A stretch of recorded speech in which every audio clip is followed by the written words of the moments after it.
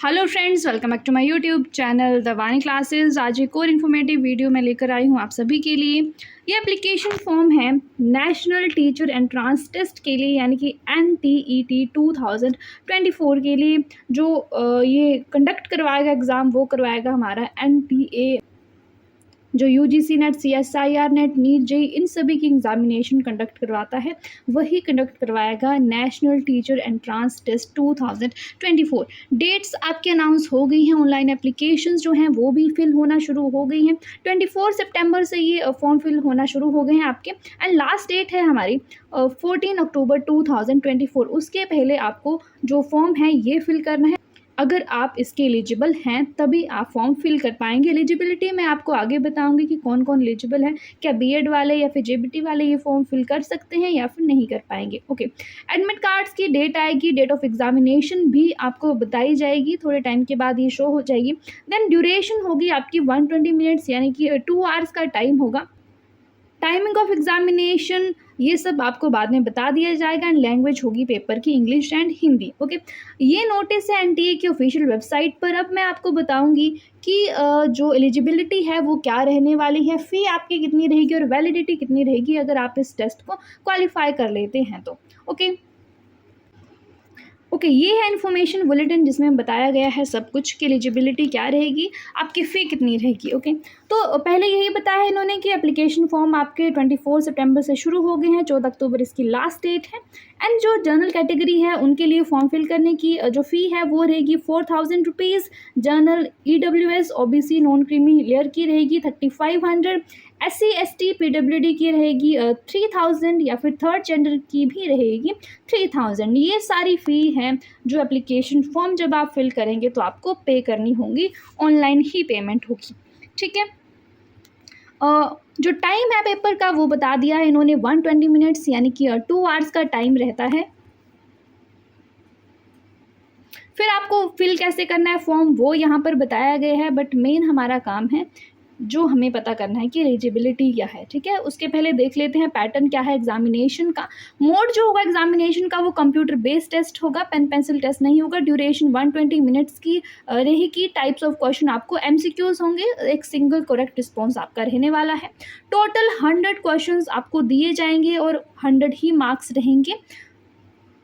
1 mark होगा आपके correct response के लिए, कोई भी नेगेटिव मार्किंग यहाँ पर नहीं है। ठीक है, मीडियम आपके पेपर का रहेगा इंग्लिश या फिर हिंदी। आप सभी क्वेश्चंस अटेम्प्ट कर सकते हैं, नेगेटिव मार्किंग यहाँ पर कोई भी नहीं है। 100 क्वेश्चंस हैं और 100 ही हमारे मार्क्स रहने वाले हैं इसमें।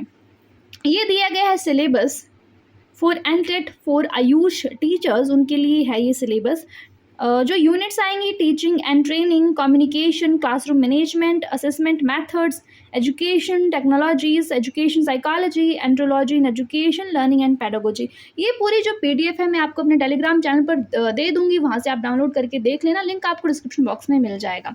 ठीक है, टाइप्स ऑफ क्वेश्चन कुछ इस तरह के रहेंगे। इजी क्वेश्चन 40 क्वेश्चन रहेंगे, मीडियम 40, और जो डिफिकल्ट क्वेश्चन होंगे वो 20 रहेंगे। अगेन इन्होंने मार्किंग पैटर्न यहाँ पे बताया है आपको। ठीक है, okay, now point is eligibility. क्या आप एलिजिबल हैं या फिर नहीं है वो आप यहाँ से देख सकते हैं। आयुर्वेदा, सिद्धा, यूनानी, होम्योपैथी, इन सभी के लिए ये टेस्ट करवाया जाएगा। तो आप देख सकते हैं कि आप किसके लिए एलिजिबल हैं। अगर आपने BMS की है, MD आयुर्वेदा की है, तो आप दे सकते हैं ये। जैसे MA संस्कृत है फॉर आयुर्वेदा, आप इस तरह से देखें आप किसके लिए एलिजिबल हैं। अगर आप आयुर्वेदा के लिए एलिजिबल हैं तो आप देख सकते हैं कि इनमें से कौन सी डिग्री आपके पास है। जैसे MA संस्कृत वाले भी दे सकते हैं, ये है ना, MSc फिजियोलॉजी वाले, BMS वाले दे सकते हैं, MSc आयुर्वायोलॉजी वाले दे सकते हैं। अगर आप सिद्धा में देना चाहते हैं तो MD सिद्धा, MA Tamil, MA English, MSc anatomy, MSc physiology, biochemistry, ये सारे सब्जेक्ट हैं जो आप यहाँ से देख सकते हैं। MSc बॉटनी वाले भी दे सकते हैं, है ना, BS MS and MSc botany वाले भी दे सकते हैं। आप जिनके लिए भी क्वालिफाई करते हैं वो आप दे सकते हैं, बट आपकी जो डिग्री है वो पोस्ट ग्रेजुएट कंप्लीट होनी चाहिए, तभी आप ये एग्ज़ाम जो है वो दे सकते हैं। ठीक है, होम्योपैथी की बात करें तो यहाँ पर भी BHMS है, MSc एनाटॉमी है, MSc फिजियोलॉजी है, बायोकेमिस्ट्री है। इस तरह से आपका जो भी कोर्स है आप देख लेना और फिर उस ही पर्टिकुलर पोस्ट पे आप इसको फिल कर सकते हैं।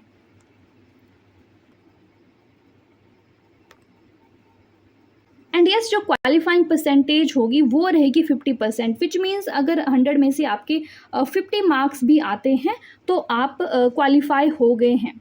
साथ ही अगर हम वैलिडिटी की बात करें कि कितने टाइम तक वैलिड रहेगा अगर आप एक बार ये टेस्ट क्वालिफाई कर लेते हैं, तो यहाँ पर लिखा है कि for a period of 10 years, ठीक है, अगले 10 सालों के लिए जब आपने क्वालिफाई किया है ये test, national teachers eligibility test, उसके अगले 10 सालों तक आप वैलिड रहते हैं। कोई भी अगर ये फॉर्म निकालते हैं तो उसको आप फिल कर सकते हैं, फिर आप एज ए टीचर वहाँ पर ज्वाइन कर सकते हैं, ठीक है। एंड जो सर्टिफिकेट आएगा एंड टेट का वो कमीशन के थ्रू ही आपके पास आएगा।